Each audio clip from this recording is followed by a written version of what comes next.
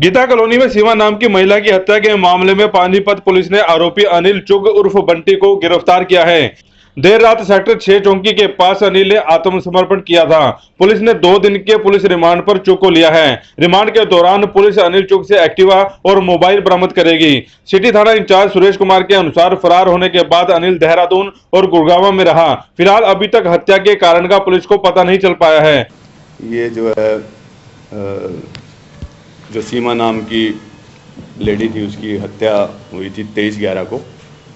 घर में ही जो है डेड बॉडी मिली थी, नीचे खून से लथपथ थी और ऐसी एक सूचना आई थी कि इसको गोली लगने से किसी ने हत्या कर दी है, जिस पे हमने एफआईआर दर्ज कर ली थी। एफआईआर दर्ज करने के उपरांत जो इसमें टीमें लगी थी उन्होंने अलग अलग उससे पूछताछ करने पर यह पाया था कि बंटी नाम का जो व्यक्ति है वो उसके मरने वाले के जो हस्बैंड है उसका दोस्त था और उसका घर पे आना जाना था और उसको लास्ट सीन उन्होंने जो मौके के गवाह थे उन्होंने देखा था। इस आधार पर वहाँ इसके ठिकानों पर रेड की गई थी। तो अब जो है कल इसको रात को गिरफ्तार कर लिया है इस मुकदमा में और आज कोर्ट में पेश करके 2 दिन का पुलिस रिमांड इसका लिया है और देहरादून, गुड़गांव और जो गुड़गांव में देहरादून में जहाँ भी ये रुका है उसके बारे में पूछताछ करनी है और इससे कस्टोडियल पूछताछ भी की जानी है कि ये जो मर्डर है किस तरीके से हुआ है, कौन इसमें इन्वॉल्व है, क्या इसके पीछे कारण रहा है। ये चीज़ों के बारे में 2 दिन का पुलिस रिमांड हमने लिया है। इसमें क्लियर होने पर बाकी की चीज़ें आपको क्लियर कर दी जाए। पोस्टमार्टम में क्या है? पोस्टमार्टम में जो दिया है डॉक्टरों के बोर्ड ने, जो पीजीआई से किया था फॉरेंसिक के डॉक्टरों की टीम ने, उसमें जो है इसका हेड इंजरी इसका कारण बताया है मौत का। अब वो हेड इंजरी किस उससे आई है वो चीजें हम इसमें क्लियर कर लेंगे। तो कोई सर ऐसा बताया दोनों के वैसे संबंध है? देखो जो भी चीज सामने आएगी आपको तफ्तीश में सारी चीजें क्लियर करके देंगे, जो भी होगा इसके अंदर आपको बताएंगे। गीता कॉलोनी में सीमा नाम की महिला की मौत के मामले में पुलिस ने एक आरोपी को पकड़ा है जिसका नाम अनिल चुग बताया जा रहा है। सेक्टर 6 से रात को गिरफ्तारी की है पुलिस ने। फिलहाल थोड़ी देर पहले ही मीडिया के सामने उसे पेश किया है। 2 दिन के रिमांड पर उसे लिया गया है। 2 दिन में यह पता लगाया जाएगा कि किस हथियार से उसे मारा है और उसकी हत्या करने का कारण क्या रहा है। देहरादून में लोकेशन बताई जा रही है। देहरादून में जो अनिल चुग है वहां पर था जिस समय हत्या की गई। उसके बाद भी अनिल चुग वहां मौके पर पाया गया, देखा गया। लोगों ने अभी ये जानकारी मिल पा रही है कि वहीं पर मौके पर था और किस हथियार से उसने हत्या की, अभी ये मिस्ट्री बनी हुई है। 2 दिन का पुलिस रिमांड लिया गया है। 2 दिन के बाद पुलिस खुलासा करेगी कि आखिरकार हत्या की वजह क्या है। वैसे पानीपत के लिए प्रदीप पंचाल के साथ कुलवंत सिंह। गीता जयंती महोत्सव 2017 में आर्य कॉलेज के ग्राउंड में प्रशासन द्वारा लगाई गई प्रदर्शनी और स्टॉलों में सीजीएम मोहित अग्रवाल को आयोजकों की अनदेखी का सामना करना पड़ा। दरअसल कानूनी जागरूकता के लिए जिला विधिक सेवा प्राधिकरण की तरफ से स्टॉल लगाया गया था। 2 घंटे से ज्यादा सीजीएम अपने और अपने स्टाफ के लिए कुर्सियों का इंतजार करते रहे। स्टेज पर सीजीएम के गनमैन और पीए ने भी रिक्वेस्ट की, लेकिन आयोजकों ने उनकी बात भी अनसुनी कर दी। आखिरकार सीजीएम अपनी टीम के साथ प्रचार सामग्री लेकर चलते बने। 1-2 दिन से ये फ़ोन आ रहे थे हमारे डीएलएसए में कि आप एक स्टॉल लगाएं कि सरकार की तरफ से गीता जयंती सेलिब्रेशन आर्य पीजी कॉलेज में ग्राउंड में मनाई जा रही है। उसमें कह रहे थे कि आपको एक स्टॉल देंगे तो आप भी अपने कानून का प्रचार जो भी करना है अपने जितने लोग आएंगे वहाँ करें। तो पिछले साल भी हमने स्टेडियम में ऐसा स्टॉल लगाया था जिसमें लाखों लोगों को कानूनी जानकारी दी थी और मैं तो खुद वहाँ पर 3 दिन पिछले साल भी अपना स्टॉल्स पे खुद बैठता हूँ, क्योंकि पीएलवीज और वकीलों की भी ड्यूटी लगती है। लेकिन ग्राउंड लेवल पर ही अगर काम होता है तो ही बेटर होता है मेरे हिसाब से। मैं इसलिए खुद बैठता था।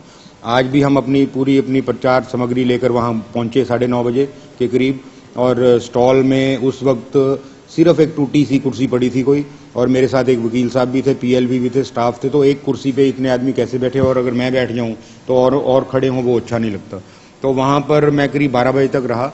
पूरी स्टेज की सजावट करी अपने स्टॉल की, बहुत ही बढ़िया तरीके से। पैम्फलेट मैंने 5-7 हज़ार 10 हज़ार बनवाए थे वो लेकर रखे और काफ़ी उस दौरान 2-2.5 घंटे जितनी देर मैं 12 बजे तक वहाँ रहा, कितने ही स्कूल के बच्चों को, करीब हज़ारों लोगों को मैं बांट चुका था। और समझो अगर मैं 3 दिन वहाँ रहता तो लाखों लोगों को वो प्रचार सामग्री जाती, किसी न किसी की किसी भी तरीके से फ़ायदा होता। लेकिन वहाँ पर बैठने की जगह नहीं थी, कुर्सी नहीं थी। तो हमने, मेरे स्टाफ ने, अपने सतपाल जी हैं असिस्टेंट है, अपना गनमैन है, इन्होंने जाकर प्रशासनिक अधिकारियों के जो और ऑफिशियल्स आए हुए थे इनके डिपार्टमेंट के, उनको रिक्वेस्ट करी कि सीजीएम साहब अपना 2 घंटे से खड़े हैं वहाँ पर और खड़ने में इतनी दिक्कत होती है वहाँ, तो कुर्सियाँ प्रोवाइड करो 3-4। लेकिन किसी ने कोई कुर्सी वहाँ प्रोवाइड नहीं करी, सब अपने अपने कामों में बिजी रहे। और उसके बाद गनमैन ने वहाँ पर जाकर अनाउंस स्टेज से भी करवा दिया कि 31 नंबर स्टॉल में अपना सीजीएम साहब है, वहाँ पर कुर्सियाँ प्रोवाइड की जाएँ, तो वो भी नहीं प्रोवाइड करी। मैं तो खुद को इनवाइटी भी नहीं समझता, मैं तो खुद को अपना सारों के साथ समझता हूँ, ग्राउंड लेवल पे काम करने वाले। लेकिन एक स्टॉल लगा है, वहाँ पर आदमी थक भी जाता है, मैं तो खड़ा भी रहूँगा। अगर वो मुझे कह देते खड़े रहो जी, मैं खड़ा भी रहता 3 दिन, कोई प्रॉब्लम नहीं। हम गाँव जाते हैं, चलते हैं। लेकिन और भी कोई मिलने आते हैं वहाँ, उनको भी ऑफर करनी पड़ती है कि कुर्सी बैठ जाओ। अब स्टाफ के सदस्य लेडीज़ भी थी, 2 PLVs, अब उनको भी मैं अपने साथ 12-12 घंटे कैसे खड़ाए रखूँ। तो इसके लिए काफ़ी 12 बजे तक रिक्वेस्ट की नहीं आए, तो मैंने सोचा कि इससे बेहतर है कि हम अपना और काम कर लेते हैं जाकर, यहाँ पर क्या करेंगे इतनी देर खड़ के। तो मैंने वहाँ पर अपना प्रचार सामग्री अपनी गाड़ी में रख ली कि चलो और फिर कोई मौका देखेंगे, वहाँ पर प्रचार करेंगे। और इतने में वहाँ से कोई वहाँ पर आ गए ऑर्गेनाइज़र थे जो, तो उन्होंने बताया कि वो दशहरा कमेटी के कोई पहले प्रधान वगैरह भी रहे हैं। तो जब उन्होंने देखा कि गाड़ी में सामान ले जा रहे हैं, तो एकदम से 1-2 कुर्सी कहीं से उठवाकर लाने लगे। लेकिन तब तक तो आने के लिए सारी सामग्री, हमने प्रचार सामग्री गाड़ी में रख ली थी। तो मैंने सोचा कि और कहीं कार्यक्रम होगा, कहीं मंदिर में होगा, वहाँ लगा लेंगे, क्योंकि जहाँ पर बैठने की ही जगह कोई कुर्सी ही ना प्रोवाइड करे कोई ऑर्गेनाइज़र, तो वहाँ कैसे काम होगा। 2-3 दिन से फ़ोन आए हमारे पास डीसी ऑफिस से कि भी ऐसे आपको स्टॉल 31 नंबर दे दिया गया है और आप वहाँ जाके अपना वो लगाओ, अपना पैम्पलेट्स वगैरह, बैनर। तो हम आज 10 बजे करीब वहाँ पहुँचे। तो वहाँ पे जी हमने अपना बैनर वगैरह, अपना पर्चे वगैरह लगा लिए। जज साहब भी हमारे साथ थे। तो एक PLV लेडी, एक हैंडीकैप और PLV जेंट्स और एक वकील साहब थे, और मैं और हमारा और स्टाफ था। तो हमने वो अपना सजा लिया। तो वहाँ पे कुर्सी नहीं थी, एक कुर्सी थी वो टूटी रखी थी। तो हमने वहाँ पे जो ऑर्गेनाइजर हैं प्रोग्राम के, हमने उनको जाके कहा भी ऐसे जज साहब भी खड़े हैं और एक PLV हैंडीकैप्ड है, एक हैंडीकैप्ड है PLV, एक लेडी है और एक वकील साहब हैं। तो हमें 4-5 कुर्सियाँ आप प्रोवाइड कर दो। वो बोला जी मैं अभी भिजवाता हूँ।